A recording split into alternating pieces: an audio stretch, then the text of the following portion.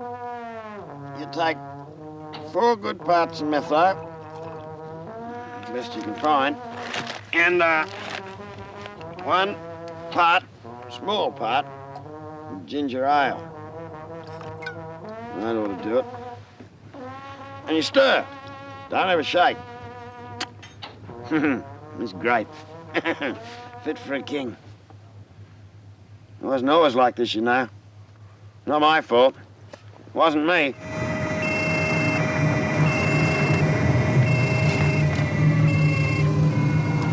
Now, as you probably know, there's been a cave in here. We think there's a man trapped in the bottom of the trench. I'll have to ask everybody who isn't in the rescue unit to move back, please. Give them some room to work. Now, everybody, please move back away from the edge of the trench. Come on, let these men through. Thank you very much. Just keep back, please.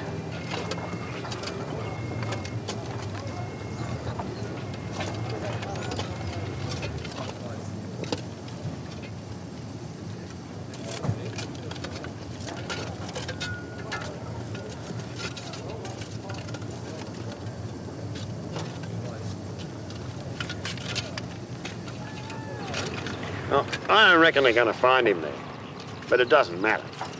What I reckon they ought to do is just calm down and try to find out exactly what happened. Good afternoon, gentlemen. Thank you all for being here. Now, my concern on behalf of the department is to try and establish just what happened out there. At this point in time, it looks as though there's been a trench collapse with a possible fatality of 1 man, Mr. James Kenneth McGee.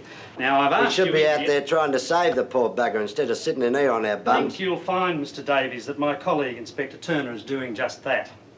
Right, now, stop me if I'm wrong, but Mr. Rhys-Jones, you're the president of the Speedy Construction Proprietary Limited, the contractor for the site. Good. Mr. Brown, you're the site foreman, presumably present at the site when the accident occurred. Mr. Verruccio, you're the builder's labourer accused by Mr. Brown of being negligent and so helping cause the accident. And you, Mr. Davies, are the site safety representative and apparently the sole witness when the accident occurred. Right? OK, well, now we'll start with you, Mr. Davies. If you could tell us just what happened. Well, it was sort of like this. At 3:14 in the afternoon, the 2 men in question were proceeding with the digging of the trench. I remember being surprised because Verruccio was operating the excavator and the other bloke was taking side level. Funny, I thought. Verruccio hadn't run the digger before. But it's not my problem, is it? So it goes about my usual business. At exactly 3:15, as is allowed according to the Building Trades Awards, I go to the workers' room for a cuppa. After the 10 minutes that is allowed for the smoko, I comes out and I hears this awful commotion. Then I runs up to the side and what do I see? The bugger me, the bloody trench is collapsing. Who is it? Right here, right? Come in. G'day. Is this about what happened to Wacker McGee? Wacker who? Ain't no notice of him, bloody old fool. He just hangs around the side bludgeon. Who are you calling a bludgeon, mate? Calm down. Now, what's this about Wacker McGee? The bloke in the accident. The men call him Wacker because He's a whacker, that's why they call him whackers. Now, Sydney, we have got bloody work to do. We are trying to find out what's happened to Wacker McGee and you're holding us up. So let's be a good bloke and go outside, eh? All right? That's the way you want it. That's the way you get it. Yeah.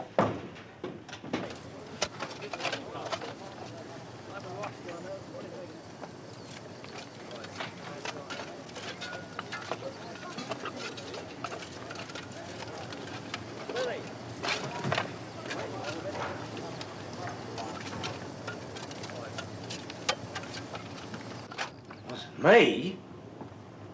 This Verruccio, Lucio, whatever his bloody name is, it's his fault. He's been here 3 days and every day a bloody catastrophe. See, the problem we got, we need this kind of labour and Yeah, exploit the Dagos, that's right. As I was saying, we're short of workers, so I take on this, what's his name?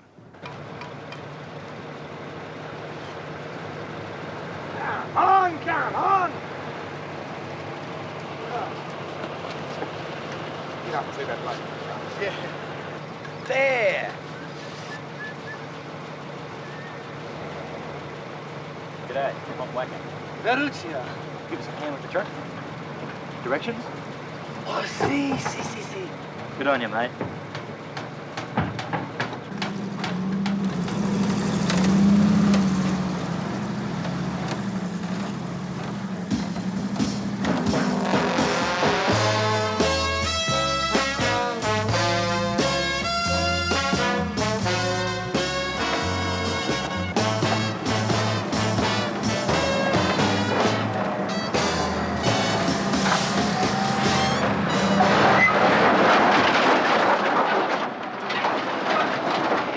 It's his fault. He's an idiot, I tell you. He's a bloody idiot. All right. Now, Verruccio, did it happen the way Brown described it? Did you hear me? Did it happen the way Brown just said? Yes, everything bonzer, good. Like he say, everything bonzer. Are you sure? Yes, bonzer, everything bonzer. Davies, what about you? What about me? Did you see what happened? I saw a bloody unsafe site littered with crap and rubbish, that's what I saw. Bits of broken bricks, lumps of concrete, nails sticking out of Now, wood. look here, why don't you just answer the question? I just did. No, you did not. Inspector, please, could we get on to me? After all, I am a busy man and I can't waste time with that sort of foolishness. Anyway, really, I don't see that I've got anything to do with any of it. I wonder who he's teaching now.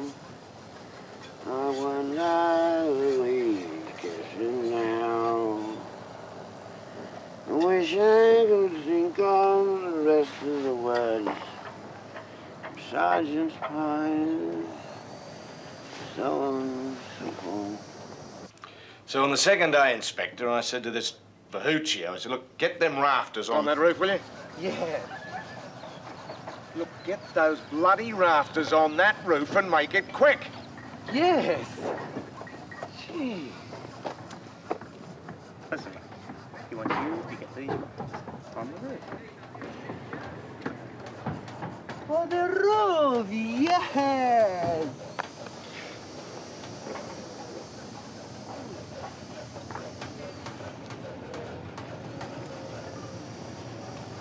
Bloody thick, those migrants. But I finally got through to him how to do it, so I went to see how things were going. You should be a Huey.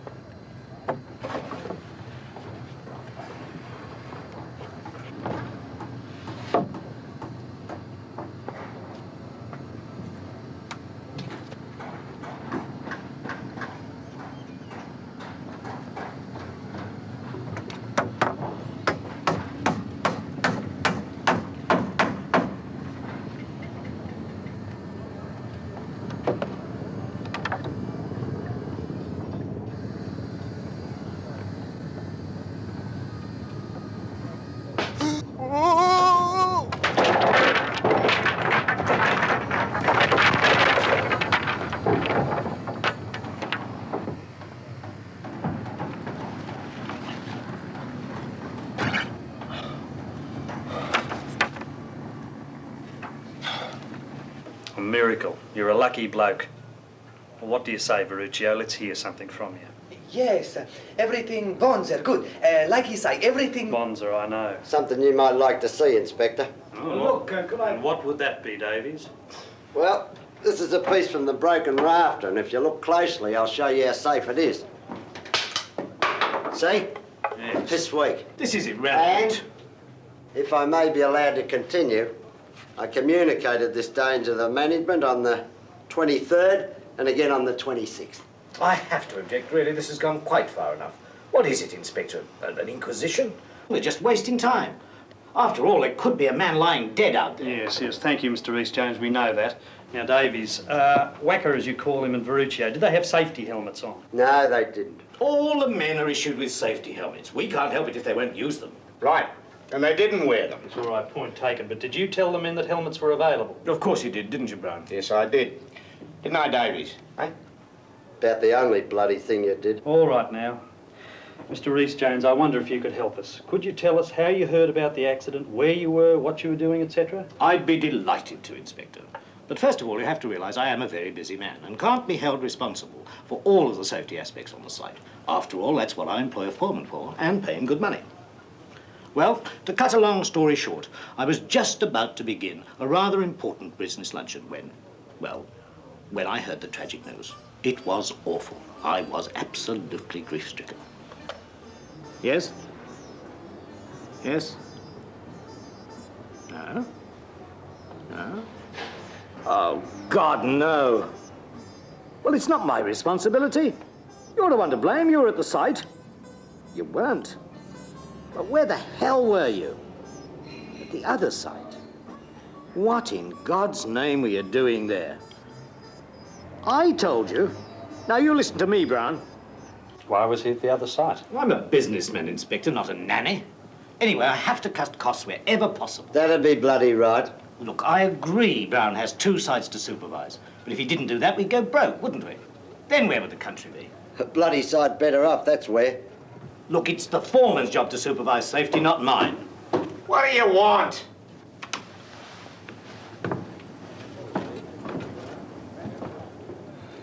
Can't you leave us alone? What do you want this time? Well, it's not what I want, mate. It's what you want. And you want the truth, don't you? Well, I reckon I might be able to save you a whole lot of time. No, Sydney. All right? Inspector? I know when I'm not wanted. But one thing, you listen to them and him and him and him. Why not to me, eh? See you later.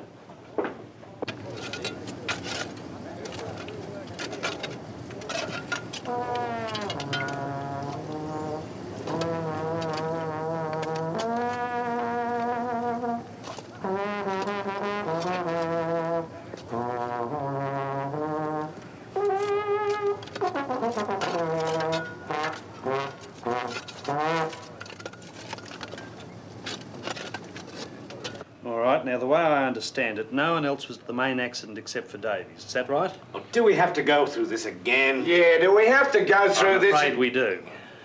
Now, Davies, I wonder if you can answer a few questions. Yeah? Think back to the accident. Was Wacker wearing a safety helmet? No. And what kind of shoring was used on the trench walls? No bloody shoring used at all. No shoring. With an excavator operating in the same area? Why not, Brown? Well, there was no timber available. We're going to do it next day when the shipment comes. It's perfectly obvious you shouldn't have allowed him to work in an unshored trench. What are you talking about? You're the bloody one who said we shouldn't get behind. That's right, let him have it, Brownie. You're bloody well fired, Brown. And you too, Davies. There's nothing down there. We've dug and we've dug and we've dug. And there's no one there. Nothing. Nothing. That's right. Nothing. Come outside and I'll show you. Go and have a look. God, haven't we finished yet? Do you realise how much money this investigation's costing me? There's been no bloody work done on this site for the last 3 hours.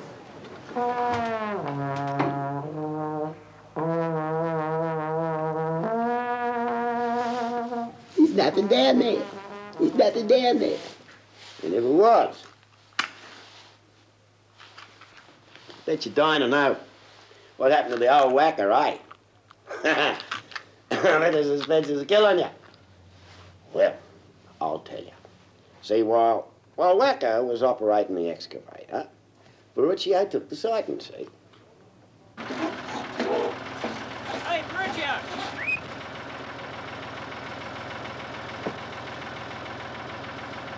That's right, go over the digger. Yeah. Pull it back, go up. Push the board, go down.